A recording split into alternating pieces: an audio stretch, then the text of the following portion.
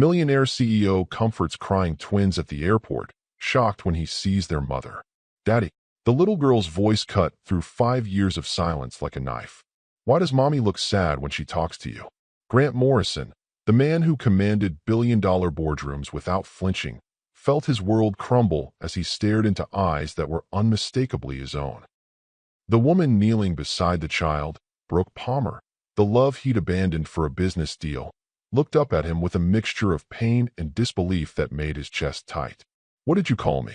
Grant whispered, his voice barely audible above the airport's ambient noise. You're our daddy, aren't you? 4-year-old Ruby tilted her head exactly the way Grant did when thinking. You have the same eyes as Jasper, and mommy gets that funny look she has in old pictures. Brooke's hand flew to her mouth as tears threatened to spill. Sweetheart, it's complicated. No, it's not. Jasper, Ruby's twin brother, appeared beside his sister with the confident logic only a child could possess. He's our dad. That's why you both look like you're going to cry. Before we dive deeper into this life-changing story that will remind you what truly matters in this world, tell us where you're listening from and what time it is. Are you at work thinking about your own family? At home wondering about second chances? Drop it in the comments. We love connecting with our Lux Love Chronicles family around the globe. Now, let me take you back to where this incredible journey began, because what you just heard was the moment that changed everything. But the story starts 30 minutes earlier, in Terminal C of Denver International Airport, where success and emptiness were about to collide in the most unexpected way. Grant Morrison had navigated hostile corporate takeovers, engineered billion-dollar mergers, and commanded cutthroat board meetings without breaking a sweat. At 38, he built Morrison Development into a real estate empire spanning 3 continents. His Italian leather briefcase contained contracts worth more than most people's annual salaries, and his custom Armani suit spoke of power and precision. But the sound of 2 children crying in Terminal C made him stop dead in his tracks. His first instinct was to keep walking. Grant Morrison didn't get involved in other people's problems. He solved his own and moved on. That philosophy had made him wealthy beyond imagination, even if it had left him dining alone in penthouse restaurants and celebrating victories with nobody to call. Yet something about this scene held him captive. 2 identical children, perhaps 4 years old, sat huddled together on airport chairs near Gate 23, tears streaming down their faces. Their small shoulders shook with each sob, and they clung to each other with the desperate intensity that only twins could understand. A woman knelt before them, her voice too soft to hear over the terminal's chaos, but her body language screamed exhaustion and desperation. Grant's chest tightened unexpectedly. The hollow ache that occasionally visited him in quiet moments, the one he usually drowned in work or expensive whiskey, suddenly flared with surprising intensity. These weren't his children. This wasn't his family. Yet something about their vulnerability pulled at memories he'd buried deep. Memories of choosing ambition over everything else that mattered. The airport intercom crackled overhead. Attention passengers, Flight 447 to Chicago has been delayed indefinitely due to severe weather conditions. Please see gate agents for rebooking information. Grant watched the woman's shoulders sag as the announcement echoed through the terminal. Whatever had brought her to this point, traveling alone with 2 young children, clearly stressed about missed connections, she was handling it with the kind of quiet strength that spoke of practice. Too much practice. Excuse me, Grant heard himself saying, his Italian leather dress, shoes clicking against the polished floor as he approached the small family. Is everything all right? The woman's head turned toward him, and Grant's world tilted on its axis. Brooke Palmer. 5 years dissolved in an instant. The cornflower blue eyes that had haunted his dreams, the delicate curve of her smile that he'd traded for a Singapore development deal, the woman whose heart he'd shattered in pursuit of his first major international contract. She was staring up at him with shock written across every feature. Grant. Her voice was barely a whisper, disbelief evident in every syllable. Time seemed suspended in that moment. The terminal's noise faded to white static as Grant took in the changes 5 years had wrought. Brooke's blonde hair was shorter now, brushing her shoulders instead of cascading down her back like liquid sunlight. Fine lines framed her eyes, not from age, but from sleepless nights and struggles he'd never witnessed. She wore simple jeans and a soft lavender sweater, practical clothes that spoke of motherhood and responsibility, not the business attire she'd favored when they'd first met at his startup's launch party. But it was her eyes that nearly broke him. Those same cornflower blue depths now held a wariness that hadn't existed before, a careful guardedness that made him realize just how completely he'd destroyed her trust. The twins, and they were definitely twins, mirror images of each other, looked between the adults with the confusion that children feel when the adult world suddenly becomes incomprehensible. Their tears had momentarily stopped, replaced by curiosity about this stranger who'd made their mother's face go pale. "Mommy, who is this man?" the little girl asked, her voice still thick with emotion from crying. Grant's gaze moved between the children, and his heart began racing as details jumped out at him with terrifying clarity. The boy's stubborn cowlick matched Grant's own childhood photos exactly. The girl's green eyes, his mother's eyes, sparkled with intelligence and curiosity. Both children had that particular way of tilting their heads when thinking, a gesture Grant had unconsciously made his entire life. The mathematical impossibility of coincidence crashed over him like a tsunami. "These are your children," he said, though it wasn't really a question. His voice sounded strange to his own ears, rougher than usual. Brooke stood slowly, her movements careful and controlled. Her hands moved protectively to rest on each twin's shoulder, a maternal gesture that spoke of 5 years of being their only shield against the world. "Jasper, Ruby, this is—" She hesitated, clearly struggling with how to explain the unexplainable. "This is Grant, an old friend of Mommy's. Our flight got canceled," Ruby offered helpfully, wiping her nose with the back of her small hand. "We were supposed to see Grandma, but now we can't go until tomorrow." Grant's business-trained mind processed the logistics even as his heart reeled from the revelation thundering through his consciousness. Weather delays from the storm system moving through Chicago. Jasper nodded solemnly, his serious expression so reminiscent of Grant's own childhood that it made his breath catch. "The airplane is broken by snow." "Not broken, sweetheart," Brooke corrected gently, though her eyes never left Grant's face. "Just delayed for safety." Grant could see the calculation in her expression: rebooking fees, additional hotel costs, missed work, childcare complications. The stress lines around her eyes told him this wasn't the first time unexpected expenses had threatened her carefully managed budget. "Are you the Grant Morrison?" Jasper asked suddenly, his tears completely forgotten. "The one who builds the really tall buildings." Grant blinked in surprise. "You know about my work?" "There's a book about famous architects and builders at our daycare," Ruby chimed in eagerly. "Your picture is in it next to the Morrison Tower in New York." Brooke flushed slightly, a delicate pink coloring her cheeks. "They're both fascinated by construction and design." I never told them." "That I was someone you knew," Grant finished quietly. The words hung heavy between them, loaded with 5 years of silence and everything left unsaid. If you've ever wondered whether chasing dreams is worth sacrificing love, you need to hear what happens next. Hit that like button and let's dive deeper into this life-changing story together. "Listen," Grant heard himself saying, his voice more raw than he intended. "I have a suite at the Morrison Grand downtown. You and the children could stay there tonight. Catch your flight tomorrow when the weather clears." Brooke's eyes widened. "Grant, I couldn't possibly, please." The word escaped before he could filter it, carrying more desperation than he'd intended to reveal. "Let me help. For old time's sake." She studied his face with those cornflower blue eyes, and Grant wondered what she saw there. The same ambitious man who'd chosen a real estate deal over their relationship? The person who'd walked away from love because it threatened his carefully constructed timeline for success? Or someone who'd spent 5 years learning that all the money in the world couldn't fill the hole she'd left in his life? "Mommy," Ruby tugged at Brooke's sweater. "I'm tired and hungry. And my tummy hurts," Jasper added, pressing a small hand to his stomach. Grant saw the moment Brooke's maternal instincts overrode her personal reservations. Her children's needs would always come first. It was written in every line of her posture, every protective gesture she made. "All right," she said quietly, her voice steady despite the tremor Grant caught beneath it. "Just for tonight." 20 minutes later, they were settled in Grant's private car, a sleek black sedan with leather seats and enough legroom to house a small office.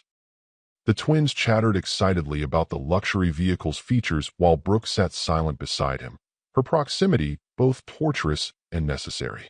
The familiar scent of her perfume, something light and floral that reminded him of spring mornings and possibilities, filled the space between them.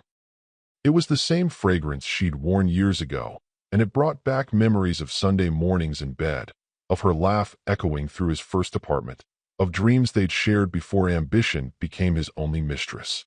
"The Morrison Grand?" she finally asked as downtown Denver's skyline came into view through the tinted windows. "Finished it 2 years ago," Grant replied, trying to keep his voice casual even as his pulse hammered against his collar. 42 stories, penthouse suites, full spa facilities. "Of course you did." There was something in her tone, not quite bitterness, but a weary acknowledgement of how completely his life had exceeded every ambitious dream he'd shared with her during late-night conversations when they'd planned a future together. The twins pressed their faces to the windows as they pulled up to the gleaming tower. Morrison Grand rose into the evening sky like a monument to success, its glass and steel facade reflecting the city lights in patterns that spoke of money, power, and achievement. "Wow," Jasper breathed, his small palms flat against the glass. "You built this whole thing?" "With a lot of help," Grant said, reaching over to ruffle the boy's hair in a gesture that felt startlingly natural. "Architecture is a team effort." The contact sent an electric shock through his system. This child, his son, felt real and solid under his touch, not like the abstract concept of fatherhood he'd dismissed 5 years ago, but like a living, breathing person who shared his DNA and apparently his fascination with building things. In the elevator ascending to the penthouse, Grant watched Brooke's reflection in the polished steel doors. She'd grown even more beautiful in the years since he'd seen her. There was a depth to her features now, a confidence that came from surviving whatever challenges had shaped her into the woman standing beside him. Motherhood had given her a strength that hadn't existed before, a quiet resilience that made her even more captivating than the young woman he'd fallen in love with in college. The penthouse suite drew gasps from the children. Floor-to-ceiling windows offered panoramic views of the Rocky Mountains, their peaks touched with snow even in late spring. The interior design spoke of understated elegance, cream leather furniture, original artwork, and a kitchen that could have graced the cover of Architectural Digest. "This is where you live?" Ruby asked, spinning in a circle to take it all in. "One of the places," Grant admitted, watching her wonder with something that felt dangerously close to paternal pride. "I have apartments in New York and Chicago too." Brooke shot him a look that clearly said some things never change, but she didn't voice the criticism aloud. "You two must be hungry," Grant said, addressing the twins. "Should we order some dinner? Room service here is exceptional." As the children explored the suite with careful curiosity, touching expensive surfaces with reverent fingers and whispering to each other about the fancy stuff, Brooke finally approached him. They stood by the windows, the city sparkling 42 stories below them, and Grant found himself remembering another night, another city, when they'd stood together looking out at lights and dreaming of a future that had never materialized. "They're mine," he said quietly. It wasn't a question. Brooke nodded, her reflection ghost-like in the window glass. "Jasper and Ruby Palmer. Born 9 months after you left for that Singapore deal." Grant closed his eyes, the weight of 5 lost years settling on his shoulders like lead. Every birthday, every first step, every bedtime story, every scraped knee he'd missed, it crashed over him in a wave of regret, so powerful it nearly brought him to his knees. "Why didn't you tell me?" "I tried." Her voice was steady, but he caught the underlying hurt that 5 years hadn't healed. "I called your office 6 times. Your assistant said you were in meetings, that you'd call back. You never did." The memory hit him like a physical blow. Singapore. The deal that had launched his international expansion, the contract he'd pursued with single-minded determination that had bordered on obsession. He remembered Brooke's messages, had told himself he'd call her back when the negotiations were finished. But the deal had led to another opportunity, then another, and by the time he'd returned to the States months later, he'd convinced himself their relationship was better left in the past. He'd been building an empire while she'd been building their family alone. "I was pregnant and alone and terrified," Brooke continued, her reflection meeting his eyes in the glass. My pride was already in pieces from how you'd ended things. I wasn't going to beg you to care about your own children. Brooke, Daddy. Ruby's voice interrupted them. She stood in the doorway to the suite's second bedroom, looking between them with that unsettling perception that children sometimes possessed. Why does Mommy look sad when she talks to you? And there it was, the moment that had started this entire story, the innocent question that had shattered 5 years of carefully maintained distance. Grant's heart stopped. What did you call me? Ruby tilted her head, exactly the way he did when thinking. You're our daddy, aren't you? You have the same eyes as Jasper, and Mommy gets that funny look she has in pictures when she was younger. Brooke knelt beside her daughter, smoothing the child's dark hair with trembling fingers. Sweetheart, it's complicated. No, it's not, Jasper said, appearing beside his sister with the confident logic of a 4-year-old who saw the world in clear, simple terms. He's our dad. That's why you recognized each other. That's why you both look like you're going to cry. Grant sank into the nearest chair, overwhelmed by the directness of their perception. These children, his children, had seen through 5 years of separation and complication in a matter of hours. They'd identified the connection that he and Brooke were still struggling to acknowledge. Yes, he said quietly, his voice rougher than intended. I'm your father. Ruby approached him cautiously, studying his face with scientific intensity. Up close, Grant could see more of himself in her features, the stubborn set of her jaw, the way her eyebrows drew together when she was thinking, even the tiny cowlick at her temple that matched his own. Were you lost? She asked with the innocent directness that only children possessed. The question nearly broke him. Lost? Yes, he'd been lost for 5 years, building monuments to his own ambition while missing the only things that actually mattered. Something like that, he managed. But you're found now, she said with the simple certainty of childhood. So that's good. Jasper was more reserved, hanging back near Brooke with the caution of a child who'd learned that not all adults could be trusted. Why didn't you come before? Grant looked to Brooke, silently asking permission to answer honestly. She gave the slightest nod, though her expression remained guarded. Because I made a mistake, he told his son, meeting those serious eyes that were so much like his own. I thought my work was more important than people. I was wrong. Really wrong, Jasper said solemnly. Really, really wrong, Grant agreed. The conversation they're about to have will determine if this family has any chance of healing. Are you feeling the emotional weight of this moment? Drop a comment below about second chances. Do you believe people can truly change? That evening, after room service dinner and careful negotiations about bedtime routines, the twins settled into the suite's second bedroom. Grant stood in the doorway, watching Brooke tuck them in with the practiced efficiency of 5 years of solo parenting. She read them a story from a worn picture book, her voice soft and soothing as she navigated the familiar bedtime ritual. It was a glimpse into the life he'd missed, the thousands of small moments that had built the foundation of their family while he'd been building his empire. When the children were finally asleep, Grant found Brooke on the balcony, wrapped in a cashmere throw from the living room, staring out at the mountain silhouettes against the starlit sky. Thank you, she said as he joined her. For the suite, for dinner, for handling their questions well. Grant leaned against the railing beside her, careful to maintain distance even as every instinct urged him closer. They're remarkable, Brooke. You've raised incredible children. I had to. Her voice was soft, but carried the strength of someone who'd had no choice but to be strong. They deserved the best I could give them, even if it wasn't everything they should have had. Tell me about them. About everything I missed. So she did. Stories poured out in the darkness. First steps taken while she was studying for her real estate license. Jasper's obsession with building blocks that had led to elaborate structures covering their small living room floor. Ruby's artistic talents that had produced finger-painted masterpieces covering every inch of their refrigerator. Till she'd finally saved enough for a down payment on a modest house in Aurora, and the way the children's faces had lit up when they'd seen their own bedrooms for the first time. You became a realtor, Grant observed, piecing together the timeline of her struggles and triumphs.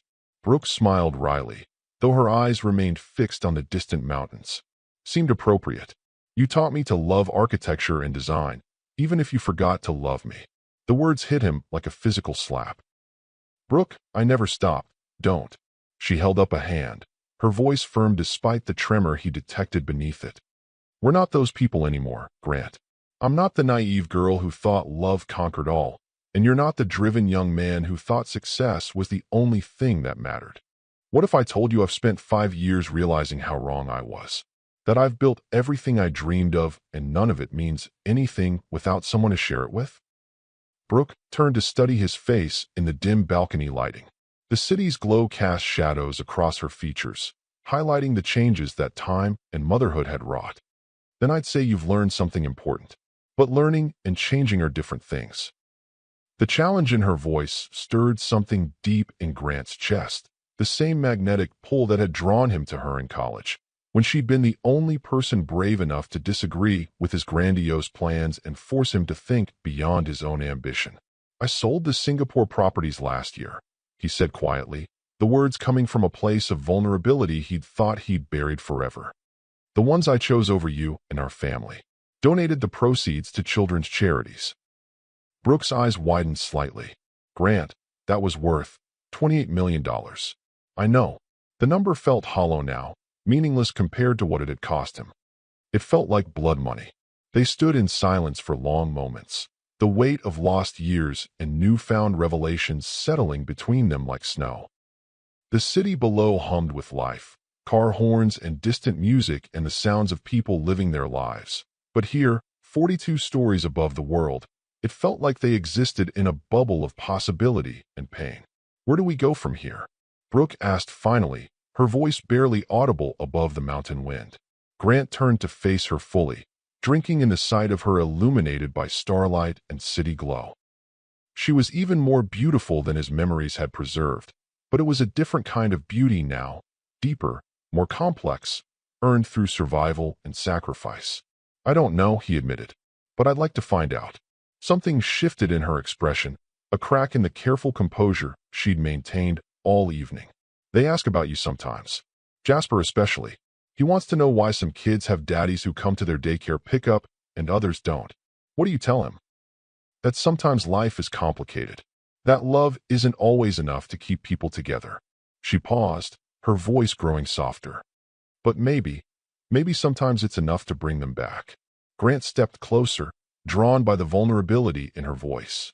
"Brooke, I've been alone for 5 years," she whispered, the words carried away by the mountain air. "Raising our children, building a life, trying to be everything they needed. I got used to being strong because I had to be. You've been extraordinary. But I'm tired, Grant. Tired of being strong all the time. Tired of making every decision alone. Tired of watching other families and wondering what we might have been." He reached out slowly, giving her time to retreat, and gently cupped her face in his hands. Her skin was soft and warm, and when she didn't pull away, he felt something long frozen in his chest begin to thaw. "Let me help you carry it," he said quietly. "The decisions, the responsibility, all of it. I know I don't deserve a second chance, but I'm asking for one anyway." Brooke's eyes searched his face in the dim lighting. "This isn't just about guilt, is it? Or some midlife crisis need to play family man. This is about the fact that I've spent 5 years trying to fill the hole you left in my life with buildings and deals and achievements, and nothing worked. This is about realizing that success without family is just expensive loneliness." She was quiet for so long that Grant began to fear he'd miscalculated, pushed too hard too fast. But then she leaned into his touch, her eyes fluttering closed. "I used to dream about this," she admitted. "About you coming back, choosing us, choosing me. I stopped dreaming it because it hurt too much. I'm here now. For how long? Until the next big deal? Until running a family gets too complicated or inconvenient." Grant understood her fear, respected it even. He'd have to prove himself through actions, not words. But first, he needed her to understand the depth of his regret and his commitment. "Look at me, Brooke."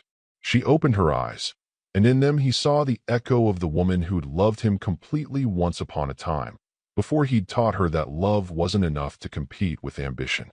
"I've made a lot of money in the last 5 years," he said quietly, "but I've never made another mistake as costly as losing you. I can't promise I'll be perfect, but I can promise I'll never walk away again." The kiss happened gradually, naturally, like gravity finally claiming objects held in suspension. Grant's lips touched hers softly at first, a question rather than a demand. When she kissed him back, her hands fisting in his shirt, 5 years of separation compressed into desperate need. She tasted like wine and possibility, like everything he'd given up and everything he might still reclaim. When they finally broke apart, both were breathing unsteadily. "The children are asleep just inside," Brooke whispered, though she made no move to step away from him. "I know." Grant rested his forehead against hers. "This is just us remembering what we used to be. We're discovering what we might become." They talked until nearly dawn, sharing 5 years of experiences, dreams deferred, and lessons learned. Grant told her about the loneliness of success, the emptiness of achievements with no one to celebrate them. Brooke shared the challenges of single motherhood, the moments of joy and terror that had shaped her into the strong, independent woman she'd become. As the sun began to rise over the mountains, painting the sky in shades of gold and pink, Grant made a decision that surprised even him. "Come with me to Chicago next week," he said suddenly. Brooke raised an eyebrow. "Grant, hear me out. I have meetings with investors about a new children's hospital development. The twins would love the architecture tour, and there's a fantastic children's museum. We could see if this works. If we work, you want to take us on a business trip? I want to start putting family first. Starting now." Brooke studied his face in the growing light. "The twins have daycare. It's 1 week. I'll arrange for educational activities. They're bright. They'll love the learning experience." "Grant, this is crazy. We've known you were their father for exactly 12 hours. And in those 12 hours, has anything felt more right than this? Than us together?" She was quiet for a long moment, and Grant held his breath. Finally, she smiled, the first completely open smile he'd seen from her since their reunion. "1 week," she said. "But we take things slow. For their sake." "For their sake," Grant agreed, though the heat in her eyes suggested they were both thinking about more than the children's adjustment period. The week in Chicago changed everything. Grant watched Brooke navigate the city with the twins, saw her eyes light up during the architecture tour of his latest development, a gleaming medical complex that would house the new children's hospital. He witnessed Jasper's fascination with construction sites and Ruby's artistic interpretation of skyscrapers drawn on restaurant napkins with fierce concentration. More importantly, he saw how natural it felt to be a family unit, making decisions together, sharing meals and experiences like they'd been doing it their entire lives. "Look, Daddy Grant," Ruby exclaimed on their second day, pointing up at the Willis Tower from their spot on the architectural boat tour. "It's like a giant Lego building." Grant's heart skipped at the casual way she'd started calling him Daddy Grant, a distinction she'd created to separate him from the imaginary father she'd constructed in her mind over the years. Jasper was more reserved, but Grant caught him stealing glances when he thought no one was looking, studying Grant's face like he was memorizing it. "It does look like Legos," Grant agreed, lifting Ruby up so she could see better over the boat's railing. "The architect actually used a modular design concept, which means it's built in pieces that fit together." Jasper interrupted, his shyness forgotten in his excitement about the engineering. "Like my building blocks at home." Brooke caught Grant's eye over the children's heads, and something passed between them, a moment of shared wonder at these remarkable little people they'd created together. "Your mom tells me you build some pretty impressive structures," Grant said to Jasper. "Maybe you could show me when we get back to the hotel?" The boy's face lit up with pure joy. "Really? I brought my travel set. I can make a bridge, or a tower, or even a whole city. I can't wait to see it." That evening, after dinner at a family restaurant where the twins colored on paper placemats and Grant found himself genuinely enjoying the chaos of children's chatter, they returned to their adjoining hotel suites. Grant had insisted on separate accommodations, taking things slow meant respecting boundaries, even when every instinct urged him to pull Brooke closer. He sat cross-legged on the carpet of his suite's living room, watching Jasper construct an elaborate bridge with colorful plastic blocks. The boy's concentration was absolute, his small tongue poking out slightly as he calculated angles and structural integrity with the serious focus of a professional engineer. "See, if you put this piece here," Jasper explained, adjusting a support beam, "it makes the whole thing stronger. Mom taught me that buildings need good foundations or they fall down." Grant felt a stab of regret, so sharp it nearly took his breath away. These were the moments he'd missed, not just birthdays and holidays, but the quiet, everyday magic of watching his children discover the world. "Your mom is very smart," Grant said softly. "She knows everything." Ruby chimed in from where she sat nearby, sketching the city skyline on hotel stationery. "She fixes everything and makes everything better and never gets scared, even when there's thunder." Brooke appeared in the doorway between their suites, having heard her daughter's declaration. "I get scared sometimes, like when we had to move to the new house," Jasper asked, not looking up from his construction project. "Exactly like that." Grant sensed there was a story there, another piece of the life he'd missed.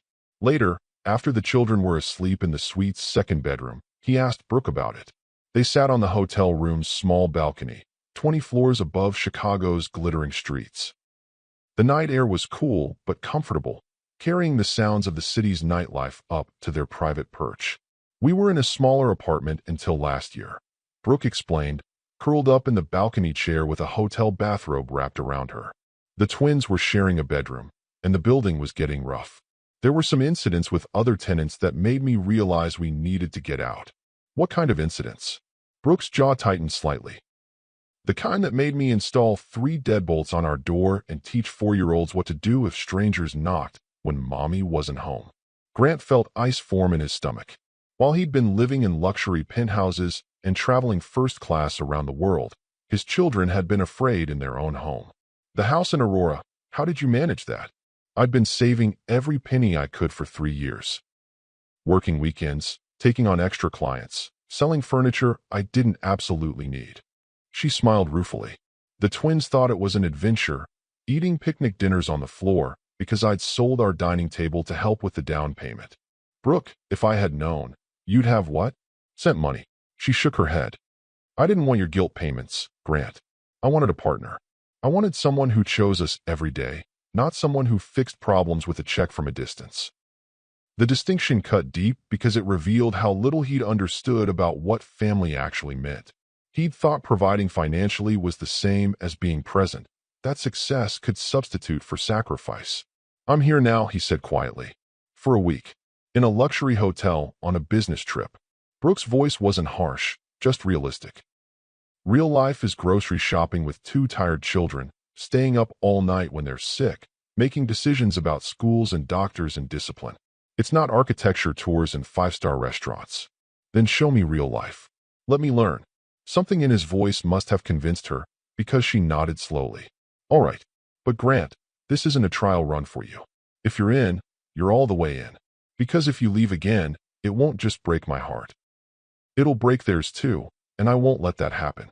The threat was delivered calmly, but Grant heard the steel beneath it. Brooke had become a mother bear, and her cub's protection was non-negotiable. "I understand." "Do you?" "Because I need you to really understand what you're signing up for. There's no going back once they get attached. No changing your mind when the quarterly reports come in or your board demands more travel time." Grant leaned forward in his chair, meeting her gaze directly. "Brooke, I've spent 5 years building an empire that feels like an empty monument to my own selfishness. I have more money than I can spend in a lifetime, properties around the world, and a company that runs itself. But I eat dinner alone every night, and I can't remember the last time I laughed until I couldn't breathe." He gestured toward the suite where their children slept peacefully. "In 3 days, I felt more alive than I have in 5 years." Ruby showed me her drawing of the hotel and explained that the windows look like eyes because buildings have feelings too. Jasper taught me that the best foundations aren't just strong, they're flexible enough to move with earthquakes. Brooke's expression softened slightly. "I'm not looking for a trial run," Grant continued.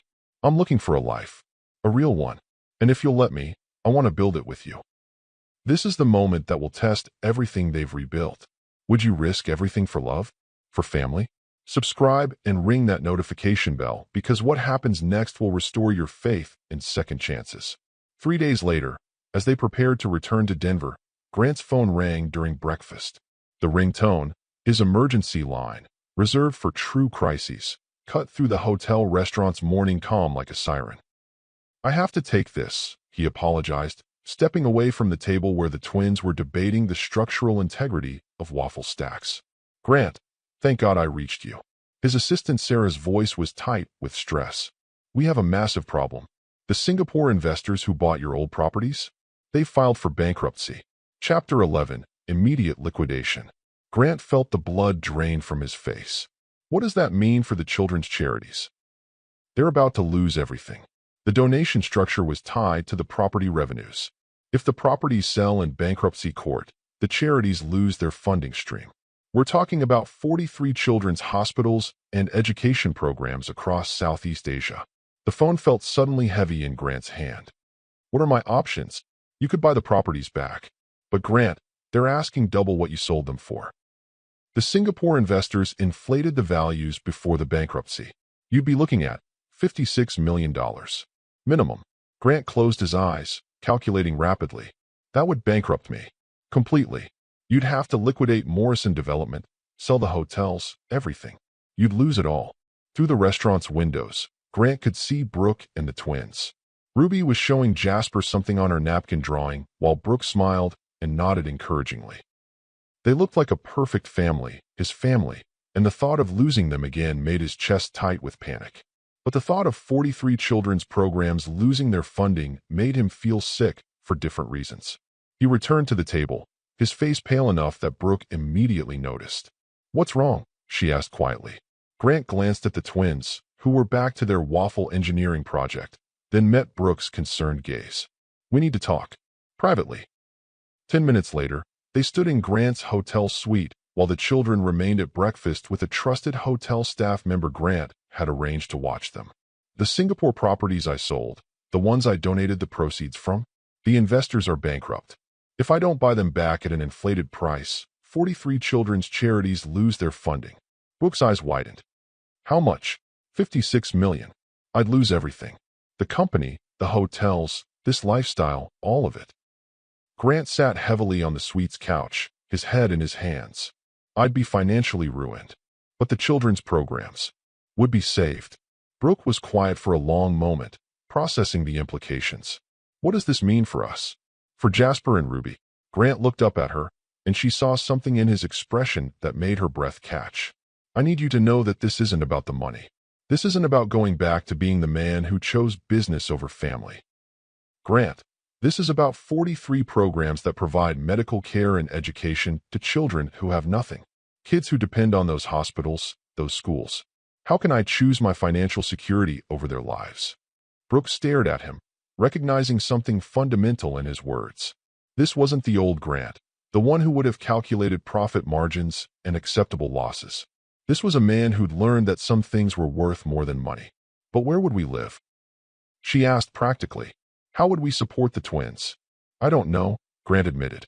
"I have some personal savings that aren't tied to the company, enough to buy a modest house somewhere. I could start over, maybe in residential development instead of commercial. It would be a different life entirely." Jasper appeared in the doorway, having finished his breakfast. "Why do you both look sad?" Grant knelt down to his son's eye level. "Sometimes grown-ups have to make hard decisions about helping other people." "What kind of helping?" "There are children in other countries who need hospitals and schools. I might need to give away most of my money to make sure they have them." Ruby joined her brother, slipping her small hand into Grant's. "But if you give away your money, where will we live?" "Wherever your mom thinks is best," Grant said honestly. "It might not be in fancy hotels or big buildings anymore." The twins exchanged one of their wordless twin communications, and then Ruby nodded solemnly. "Mama says the best things aren't about money anyway." "What did she say that?" Grant asked, curious. "When we moved to our house. She said we didn't need fancy stuff because we had each other, and that's better than anything you can buy." Grant felt his throat close with emotion. Even at 4 years old, his children understood something he'd taken him decades to learn. Jasper studied Grant's face with serious eyes. "Would we still be a family?" "If your mom says yes, then yes. Always. Then it's okay." Jasper decided with the finality that only children could muster. Brooke had been listening to this exchange with growing amazement. This was what real change looked like, not grand gestures or dramatic declarations, but a man kneeling on a hotel carpet, promising his children that love mattered more than money. "Grant," she said softly. He looked up at her, still holding their children's hands. "What if you didn't have to choose?" "What do you mean?" Brooke took a deep breath, her mind racing through calculations she'd been keeping private. My real estate business, it's worth more than I've let on. I've been conservative with my investments, building a portfolio of rental properties, flipping houses on the side. I have enough liquid assets to cover $28 million. Grant stared at her.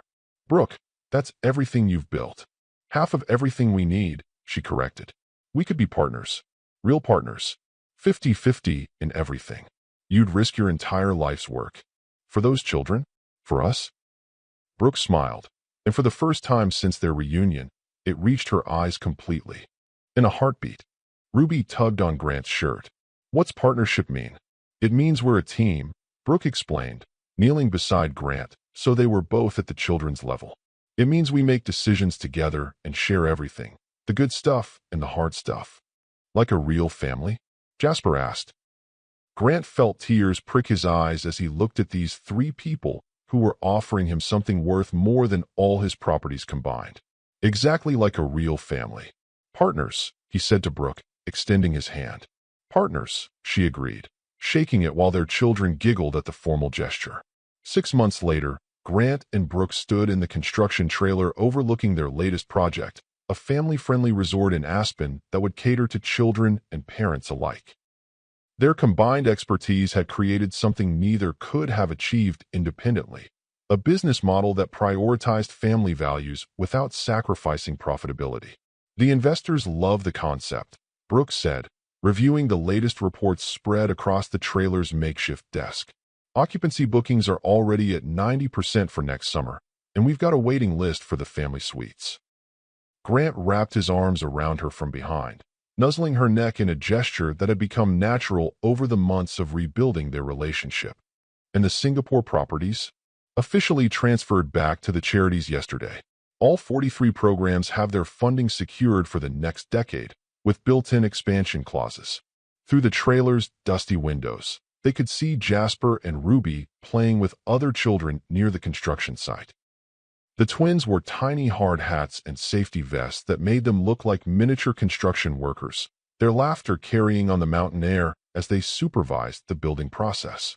The resort was Brooke's design. She discovered a talent for hospitality architecture that complemented Grant's commercial development expertise perfectly. Together, they'd created something revolutionary, a luxury destination that welcomed families instead of merely tolerating them. Every suite had been designed with children in mind, from soundproofed walls that let parents sleep while kids played, to adventure playgrounds that rivaled theme parks. They'd included educational programs, nature exploration activities, and even a working farm where city children could learn about animals and agriculture. Any regrets? Grant asked, his lips brushing her ear. Brooke leaned back against him, solid and warm and present. Just one. What's that? That we waited 5 years to become the people we were always meant to be. Grant spun her around in his arms, kissing her soundly. The kiss tasted like coffee and possibility, like everything they'd built together and everything they were still building. Then let's not waste another minute, he murmured against her lips. Their conversation was interrupted by Ruby bursting through the trailer door, her small face flushed with excitement. Mama, Daddy, come see what we built. They followed their daughter outside, where Jasper stood proudly beside an elaborate structure made from construction scraps and sandbox sand. It was clearly meant to be a building, complete with carefully arranged stick, windows, and a rock foundation. It's our family hotel, Jasper explained seriously. See, this room is for kids who like to build things, and this one is for kids who like to draw. And this big room in the middle is where families eat dinner together every night. It's beautiful, Brooke said, crouching down to examine the details. You've thought of everything. We learned from the best, Ruby added, beaming up at Grant. Daddy says good buildings need strong foundations and love. Grant felt his heart expand until it seemed too large for his chest. That's right, sweetheart. The strongest foundation of all. As the sun began to set over the Rocky Mountains, painting the sky in brilliant oranges and purples, the Morrison Palmer family stood together among the construction equipment and building dreams. The resort rising around them represented more than a business venture. It was proof that love really could conquer all, given time, forgiveness, and the courage to choose each other every single day. Grant looked at his phone as it buzzed with messages from the New York office, quarterly reports and investment opportunities that would have consumed his attention just months ago. Without hesitation, he powered it off and slipped it into his pocket. Important business? Brooke asked, noticing the gesture. Nothing more important than this, Grant replied, gesturing to encompass their children, their shared dreams, and the life they were building together. Ruby grabbed his hand with her small, sandy fingers. Daddy, will you read us a story tonight? Every night, Grant promised. For as long as you'll let me. Forever, Jasper declared with the certainty of childhood. Forever, Grant agreed, meaning it with every fiber of his being.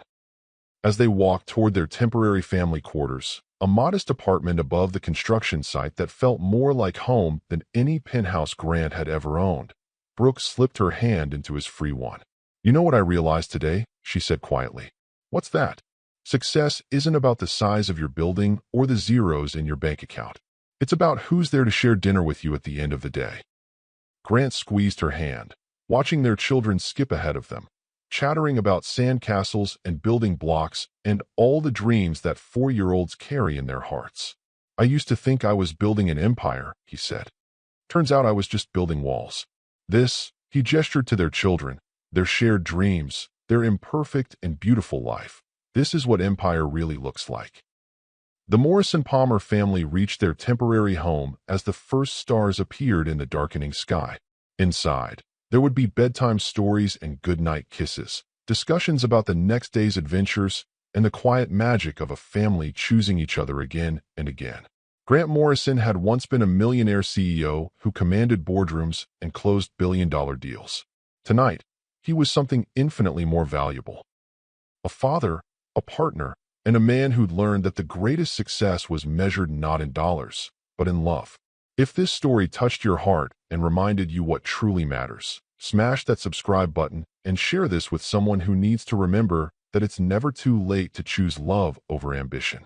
What's the most important lesson you learned from Grant and Brooke's journey? Let me know in the comments below, and remember, your story of redemption might be just one brave decision away. The truest measure of wealth isn't what you can afford to buy, it's what you're willing to give up for the people you love. Grant Morrison discovered that when you choose family over fortune, you don't lose everything, you finally find it. This has been another story from Lux Love Chronicles with Mr. Wentworth, where love always finds a way and second chances can change everything. Until next time, remember that it's never too late to come home to what matters most.